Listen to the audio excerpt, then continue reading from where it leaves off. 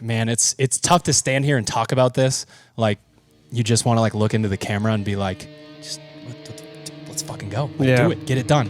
But let's do it. Fucking get it done. Hey guys, welcome to the Misfit 17.5 Open podcast. I'm Matt here with Drew and Seth. That's pretty good. Hey guys, how you doing? Yeah, hi. I just fucking did the workout. You just did it. My quads are, like as I stand here, I'm trying to be cool, but I'm really not cool. My legs are like shaking. They're twitching underneath the You are pretty shaky right now. Yeah, I know.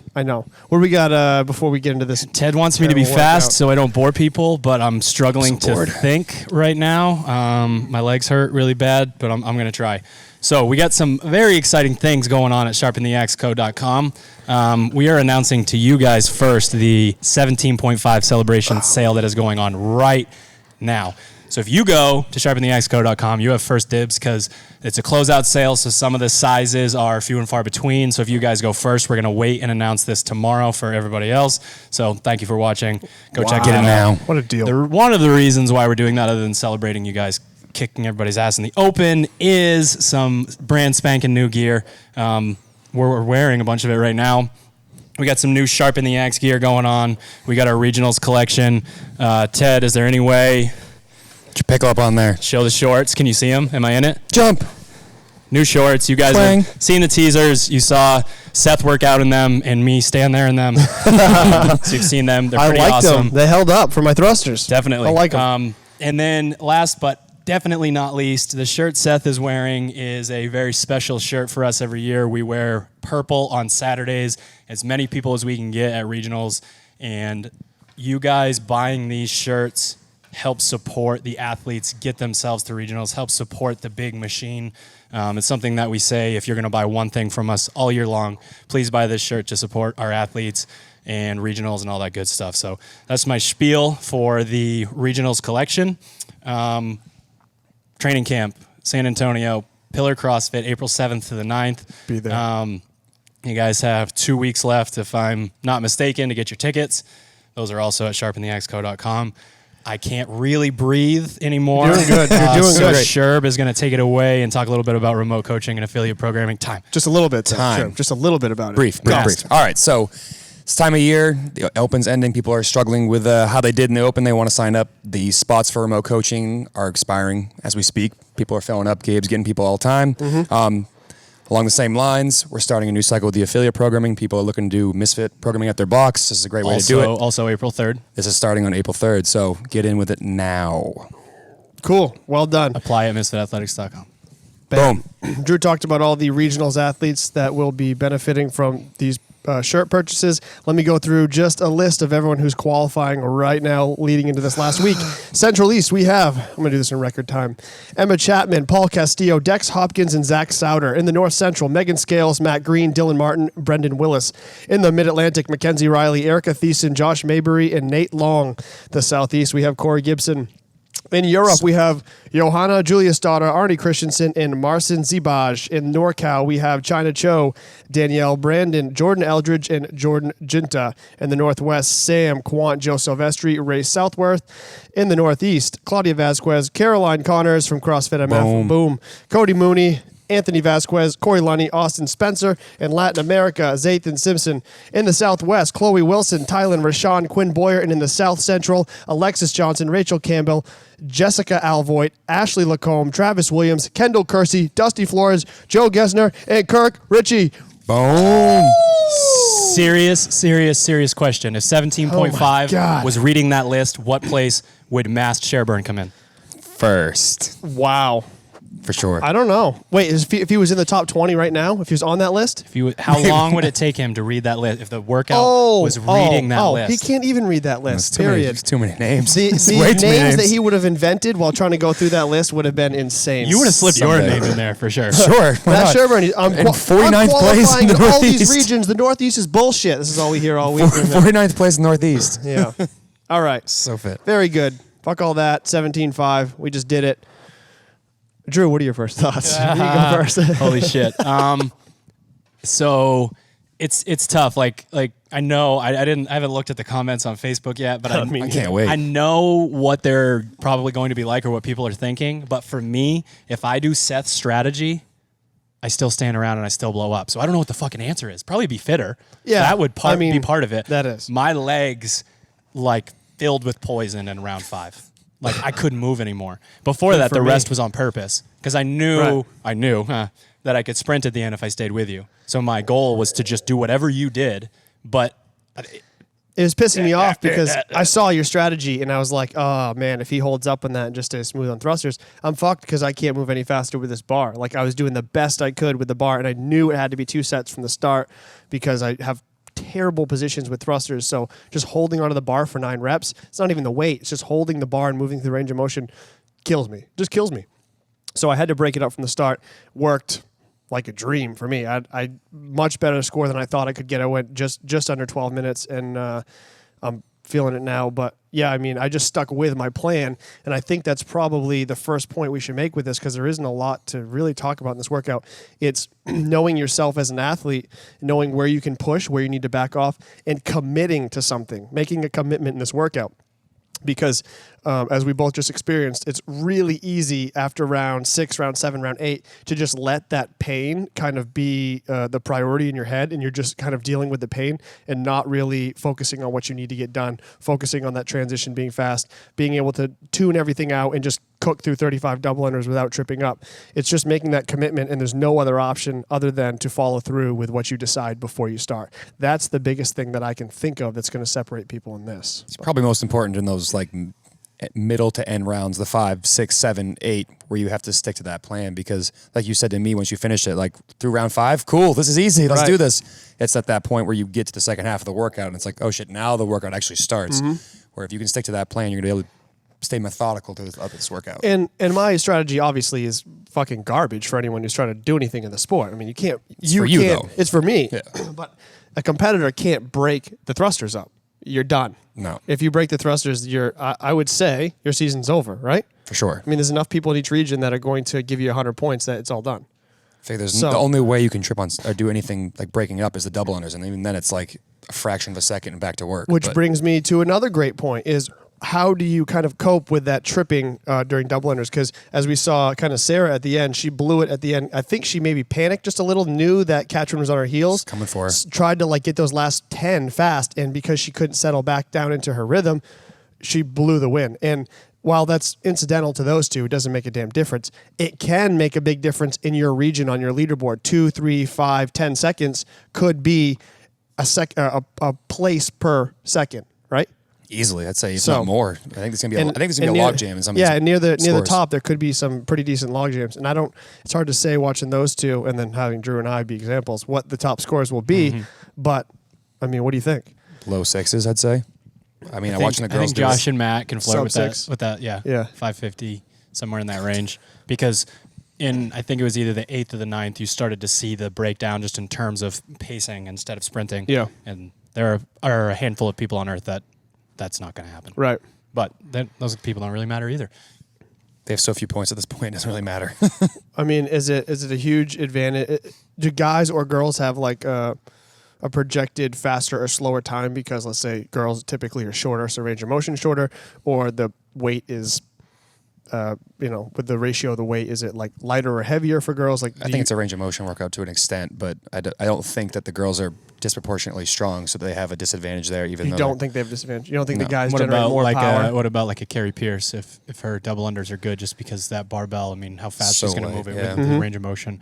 That could be a wild card for sure. Yeah, I mean, you look at those small, strong guys. I mean, like you said, Bridges and Frazier, they're able to move 95 pounds super easy. Right. That's not a big range of motion. They're going to fly through that thruster each time. And then you've got the people like Ben and Rich who are going to probably have within 3 or 4 second splits of, it'll be like a race car just going around the track, just doing the same thing over and over. And that strategy could, in the end, end up being better than somebody trying to sprint. So it'll be interesting to see. And for those guys, this doesn't matter. Like, I think this whole topic should be geared to those people from, 10th in the region to 30th in the region. How do you separate yourself and make that jump up into that top 20? Because this is really what matters this is everything, right? So if you're not in the shot of regionals or a master's qualifier or a teen qualifier or whatever it is, like, you have fun, you push yourself, you suffer, and your season's over.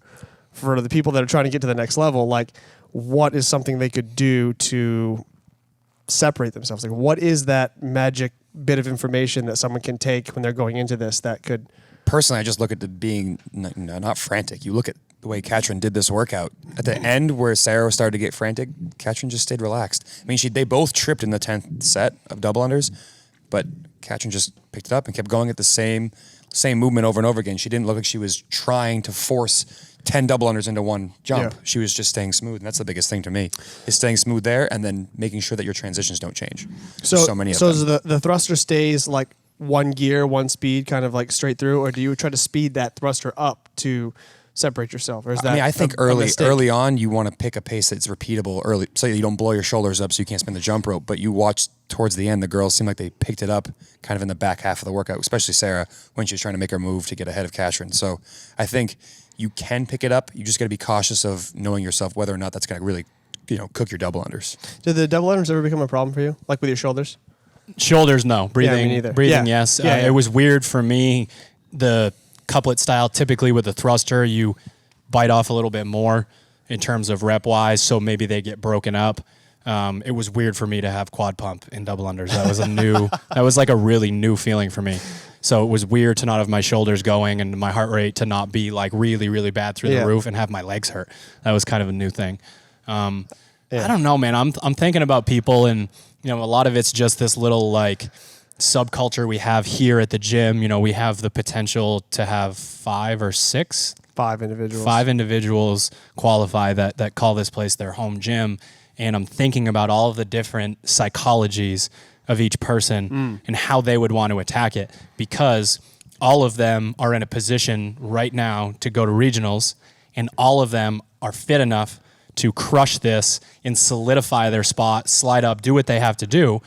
But that doesn't mean that that's what's going to happen. Right. It has to materialize itself. So for me, somebody that enters into the gym without getting the jitters out of their brain, without realizing that this is a motor test, that is 100% what this is. Mm-hmm. If you act like a psycho and trip up on your double unders, that's mental. That has nothing to do with your double unders, has nothing to do with your fitness. It has to do with the fact that you're scared of that success, that like the idea of vaulting yourself into that position. So for me, it's all about getting your mind right and being ready to attack this workout with everything you got. And if you trip up on double unders, who gives a fuck? It just took 1 second. You take a step forward and you do your double unders. Right. But it's the people that are going to have that frantic mind that we don't see that frantic mind come out until around 8, around 7, or around 9.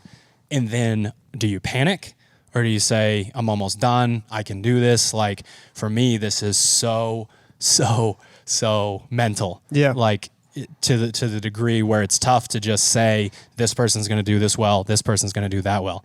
They have to decide before this workout starts. They have to visualize just taking a gigantic dump on this workout and then walking away like, that's all I have inside of my body. I gave it everything I had, because we keep saying, and they kept saying about the amount of redos. Right. Rack up 270 thrusters at high speed and see what that does to your body. 270, 360, your speed will die. Oh, yeah. So the only way you are going to do better in a redo is if you don't trip up on your double unders and you're a little bit tougher. That's it. I mean, that's the only thing. You have one time to do 90 moderately fast thrusters. One chance, in my opinion. Yeah. Maybe Friday, Monday. Yeah. But if you don't like what you did Friday, you motherfuckers ain't waiting until Monday. I know it. Right. I know it.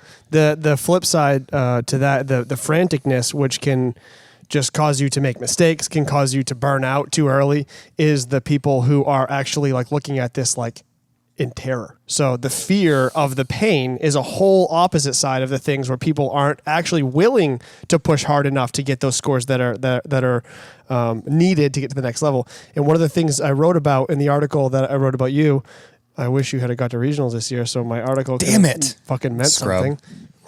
But one of the things I wrote about was, like, if you're not experiencing the pain to some degree in the workout, you're not where you need to be. Like you have to be living in that pain zone. Like that's the reward for pushing and being where you are and like suffering. You have to look forward to that pain. If that's something you're afraid of, you'll never go hard enough to get anything done in this workout. The pain is the reward from pushing to places that you have to go to be successful. If you're not willing to kind of deal with that pain and learn how to cope with it and continue to move and be tough and stick to that commitment you make before you start, then it's all over for you anyway. So there's somewhere in the middle of what Drew and I just talked about. Drew basically said, if you go out like a fucking spaz, you're going to blow this for yourself, basically.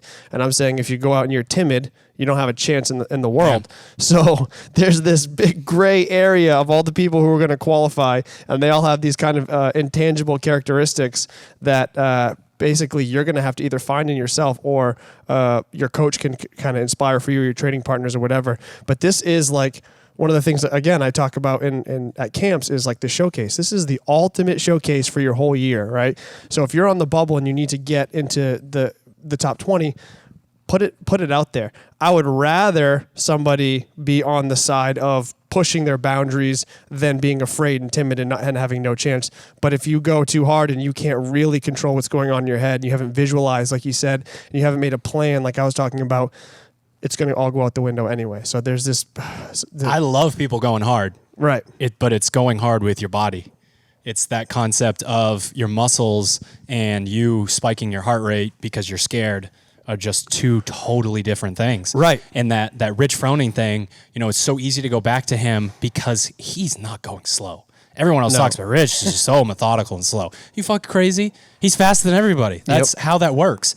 But he looks slow because he's confident, because he puts himself in these situations over and over. So like that is what I mean by that frantic. It's the frantic mind. It's the what's going to happen? What am I going to do if I do trip up? What's going to happen if I'm racing somebody and I get, 3/4 of a round behind? What happens then? It's that kind of mentality that I think could bury someone. Was your heart beating out of your chest before it started? Mine was. I fucking was afraid of this workout. And mine, like, I was like, oh, I'm ready. And I'd take these deep breaths and I could feel it go down. And then as I would watch people get the clock ready or set up Facebook Live, it's like coming back and I'm like, okay, slow down, think about it. Like I had to actually think about my heart beating in my chest to control it. And I mean, just again, that goes back to the visualization and Drew talking about the frantic mind, like being able to control that whole thing. I knew I could get through it, and I did, but I was letting like my fear and anxiety and everything take control. So be aware that like you can think about those sort of things and completely change it almost on the spot. Well, adrenaline can be your best friend or your worst enemy. Like, people all the time talk to me, whether it's about something that's completely outside of the gym or in the gym. I'm nervous. Why am I so nervous? What can I do? You're nervous because you give a fuck. Like adrenaline can be like the most powerful thing in the world, but it can also, if you say that it's nerves and like, you run into the bathroom and like puke before or something worse, like you can use adrenaline to your advantage. And man, it's tough to stand here and talk about this. Like you just want to like look into the camera and be like, just let's fucking go. Like, do it, get it done. But let's do it. Fucking get it done. But you can't, it's not that simple, but it is that simple. If you go through all of this, if you go through this manic depressive person that we just created up here, but if you go through it on your own before you walk into the gym, and the second you walk into the gym, it's fucking, that's it. Like, I'm here to do one thing today. I'm going to do that. I say one thing that really helps me. Succeed. What helps me is just getting in and get moving around. I think the sitting around watching other people go just perpetuates that worse. So if you're someone that this really gets you anxious, come in, get sweaty, and be the first person to volunteer to go. Knock the shit out of the park and then move on, right? This is your chance to do it. So if you really want to take that next step, become that regionals athlete, take charge. It's your chance, right? This is your one chance. You work the entire year, just fucking do it, like you said. Get it over with. And I will say, I did class WOD tonight before this because I did not want to spike my heart rate for the first time of the day at 9 p.m. at night doing thrusters in round 3. That would be a really stupid idea. Yeah, it would be really bad. So the primer has never been more important. And again, we say this every week. People are afraid to move around and get sweaty, like you're saying before. They're like, oh, what about my grip? What about this? What about my poor calves for double unders? It's just people have this irrational I'll throw everyone's phone in the garbage if they pull that shit here. you could Please don't throw me in the trash. You could do a really simple, like 10 to 20 minute, like row, move around. Yeah, just long range of motion stuff. And you'll feel way better going into this than if you're just like, okay, this is my only piece of the day. I'm here to crush it. Like, that's not going to fucking work. You need to get sweaty, get moving, get your heart rate up and down a couple times before you dare take this on. It'll make a huge difference. Like I said, I did class and I did a bunch of prep because my squat's terrible. And then I went and did this, and I hate this still, but I felt amazing after, and I have a much better score than I ever could have dreamed I would have got on a thruster piece. So I've seen one person during the Open here go there one time. Max 17.2. His skin color went from red to like translucent white. He reached full oxygen deprivation. His body was basically on the brink during the WOD? During the workout, and he kept going. It's very possible. We see Travis Williams does it like 4 times a week. He does. He's walking around his gym. He has these videos where it looks like he's going to fall over. And then he grabs a barbell and he just goes. Yeah. He grabs a barbell and he just goes. And I saw Max do it, and I'm throwing the challenge out there to people to really like reach that point where, you might pass out and die after the 10th round. But you'll be happy you did if you do it. Waiver, don't die. It's not our fault. Just waiver. Yep. Don't die. By die, I mean, like vomit, roll around. Roll in your puke. You can do that. That's fine.